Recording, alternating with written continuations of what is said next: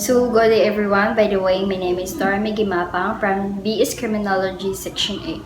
So, for today's vlog is I am going to discuss my reflection. So, I will be tackled all the prelim reflection that I've made. So, now for my reflection number 1 is about an introduction to the Philippine historiography, sources and discourses. So what is really history? So, history is talk about what happened in the past, according to the textbook we were given. So, it can be a narrative, information, an image, an item, or the artwork, or anything else as long as it provides us with information about the past. So, historian has a unique perspective on history. So, historians discussed the people who constructed narrative information based on historical events. So they did a lot of study and reading to come up with a history to tell that is about significant and well organized. So documentary sources or documents, archaeological records such as fossils and artifacts. So an oral and audiovisual narratives are all examples of history sources. So primary sources and secondary sources are the two types of sources. So, historians create a story after conducting extensive research into the past. So, they can be written a history if they were able to collaborate their views from several sources.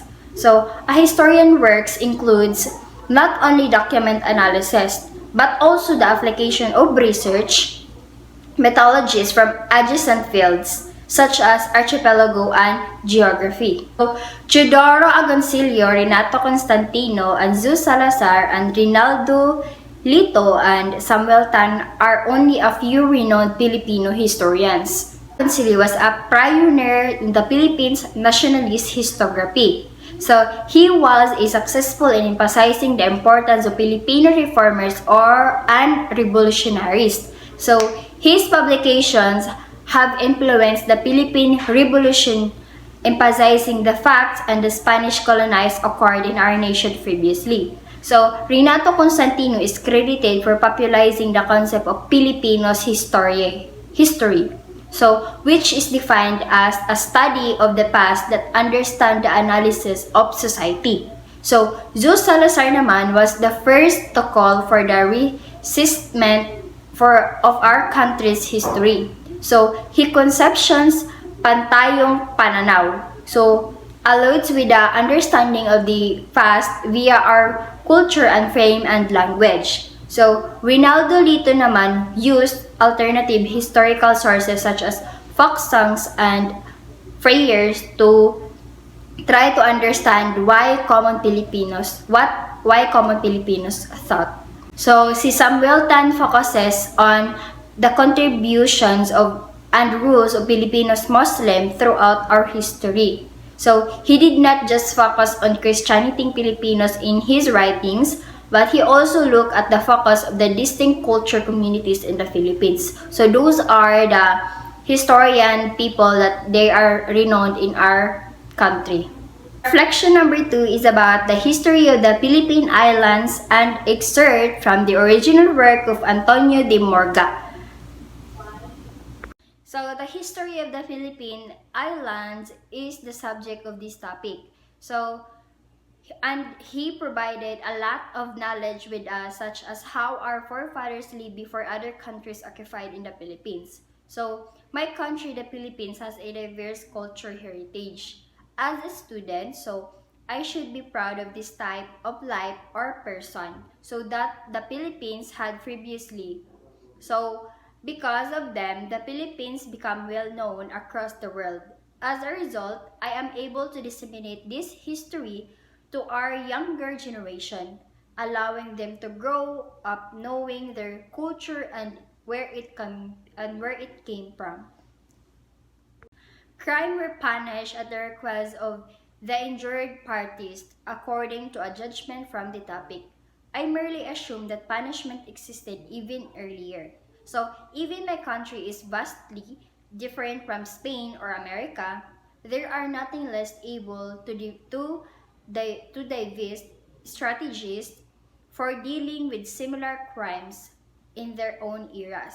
So this benefits society by making a safer place to live, because reducing crime makes people happier and healthier. So to connect this line that stuck with me, that crimes were punished at the request of injured parties, I may relate to today's issues such as fallen South 44. The 44 law enforcement officers who perished on the battlefield were killed and their families are seeking justice. So that those who are the primary cause of their death should be held accountable. So my reflection number 3 is about the Malonggol jar. So this topic delves into the history of the Manonggol jar was discovered in Palawan by Dr. Robert B. Fox and Miguel Antonio in 1994. And in this in the topic, the second to last statement. So from them, even things from nature have souls thou, and then have lives in their own. So stood out me. And it occurred to me that nature is more than simple nature, it is part of our life. So its sociological consequences are that if we do not protect the nature, we will lose everything. So from the food we eat to the water we drink and to the beauty that comforts us, we were completely reliant on the nature. So reflection number 5, the duties of the Katipunan Sons of the Philippines. So here the requirements is create your own dialogue dedicated to all frontliners during the COVID-19 pandemic. Note that the frontliners are considered to be the modern day of the heroes. So my number 1 is the be careful who you're attacking. So number 2 is follow the health protocols. So number 3 is it's okay to be existed but don't let you eat you. So rest, energize your powers, believe in yourself so patient will trust you. And then number 6 is just physically distancing, not emotionally distancing. And number 7 is be the light someone's dark path. And number 8 is trust the process. Number 9, don't fake your happiness, show it and let them feel it. So number 10 is don't forget to learn of your everyday challenges. So the duties of the Katipunan sons of the Filipinos, which is the Kikiki. So I discovered that the Kikiki is the duties of the sons of the Filipinos and I discussed in these issues. So I discovered how crucial it is to have a dialogue in one's life. So it serves as a reminder of something and direction for our daily activities. And the number 8 dialogue has left an imprint of mine. So share whatever you can with whoever in need. So which serve as a reminder to me that as a student that I should be assess my classmate whenever they ask for assistance. So and it will be assessed me for giving deaf bonds with others. So and it has a social and societal benefit in the and benefit that it can prevent people from being selfish then and making society more meaningful to live. So that's all. So reflection number 6, so prehistoric period. So and 10 experts from a variety of papers written by Spaniards, the 16th to 17th century is Spain are summarized. The reading subjects are mostly concerned with the circumstances. So the 18th century gave birth to the numerous developments of the 19th century from the time of the first meeting until their acts near conclusion of the 18th century. So despite the fact that it will written in Spanish, the contest portrayed the Filipinos' daily lives and culture during the Spanish occupation, the period of the colonial era. So these chiefs have previously resigned over a tiny numbers of people in the Philippines. So sometimes as many as 100 households, sometimes as a few as thirsty, this tribal gathering is known as a barangay in Tagalog. So, it was concluded that the reasons for giving themselves this name derived from the fact that when they are arrived on this era, so the head of the barangay, which is both a become datu. So, as they are classed among the Malay countries by their language, as a result, even today, this barangay is well known. So, aliping sa gilid-gilid in is the term for salves. So, they work for their owner of this farm, of his farm and in his residence. So, if the master thinks fits, he offers them cultivated lands that can be sold. So, provided that he has profit from their activities by taking portion of their crops so that they can work. And then faithfully, because of this consideration, servants who are born in their master's household are worthy. So even if promoted or sold, war captives and those raised in harvest fields face his fate. So my reflection number 7 is the 16th and 18th century. So although the 19th century was doubt as the age of the Enlightenment, it was one of the darkest period in the Philippine history. For a long time, Spaniards governed the Philippines and mistreated Filipinos. So we've been subjected to a lot of suffering and depriving, injustice, social and racial prejudice. So a restrictive economic system and heinous church and government corruption as well as prevalent. So we can't even fight for our rights in court because there isn't enough room.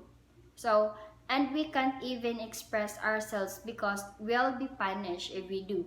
Filipinos are viewed as selves and fools. So, we no rights and own land. So, talk freely or acquired an education, especially those at the bottom of their so-called social ladder.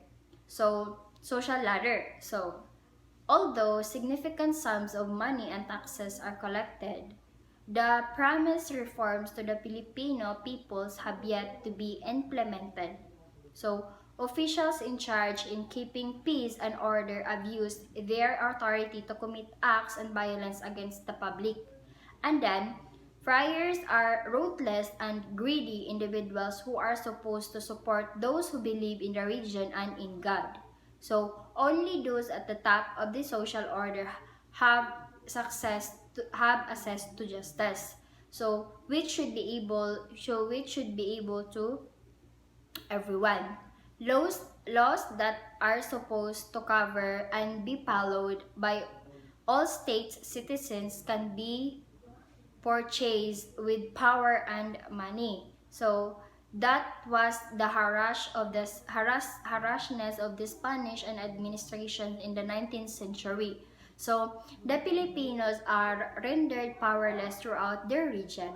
So in our colorful history, the 19th century is a terrible time because remembering the past is difficult, so we shouldn't not bury or ignore it. So it is also a historical reminders of results. So and other propagandist tireless efforts and reclaim of our homeland. And a genuine sense of nationalism emerged when this happens. So results demonstrated in the 19th century. So that knowledge and mind are one powerful weapon, and that when used properly. And the pen is actually more powerful than any sword in the world. So reflection number 9. So the 1896 Philippine Revolution.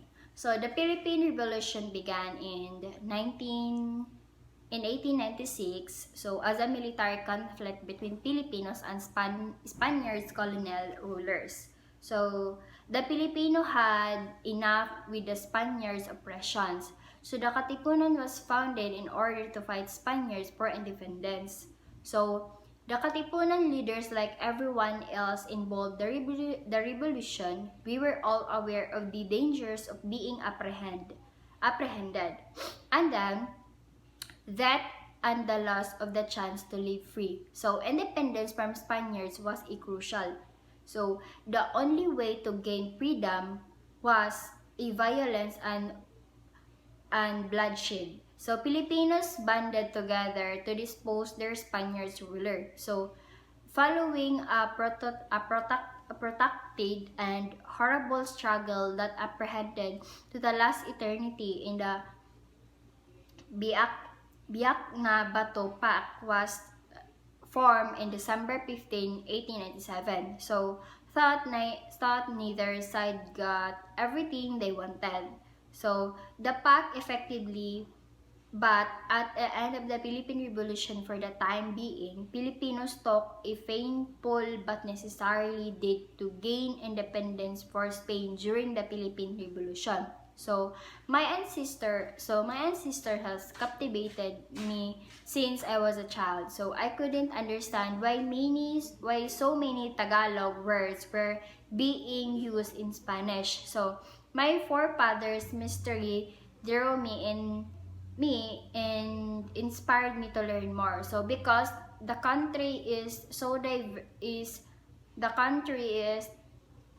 for father's mystery draw in the inspired to learn me more. So because the country is so diverse with distinct individuals having different custom or others. So I've often pondered with the word Philippines came from. We learned about the Philippine Revolution in one social studies classes. So I researched how Spain had colonized the Philippines for hundreds of years, and how native Filipinos had got their oppressive control. So because it was a such brief section, so I only learned a little. So at this point, so I understand that I wanted to learn. However, neither US or Spain recognized the declaration because of the Spanish government surrendered the Philippines to the US in exchange for our indemnity for Spanish expenses and assessed loss of the Treaty of Paris in 1898. So tension between the Philippine and American administration arose as a result of competing independence and colonizing attempts, exacerbated by Aguinaldo's feelings of betrayal. So their fears were confirmed by the Treaty of Paris, which is given to the Philippines and United States.